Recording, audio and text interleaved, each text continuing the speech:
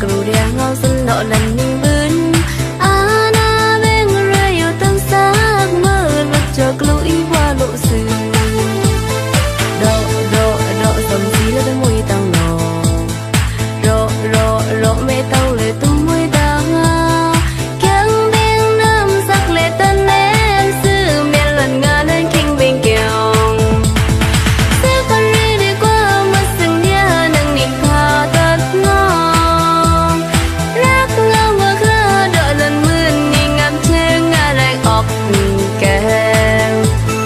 si chuyên sắc nên là tao tê si tích tích tích sắc bất tì si tâm tâm tâm dung si keng keng keng bên lại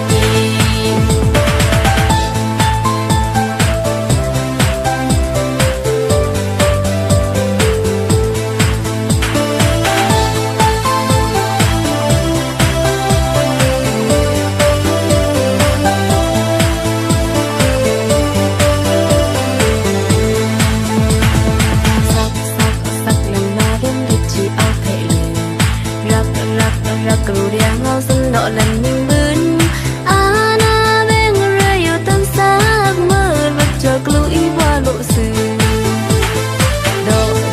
do sầm xí lên môi tao nọ ro mẹ tao lệ tung môi tao keng beng nam sắc lệ tân em sư miền lần ngà lên kinh bên kèo sẽ con đi đi qua mất sừng dia nâng nịnh pha tất ngon rác ngao mơ khơ đợi lần mươn nhìn ngắm trên ngà lại ọc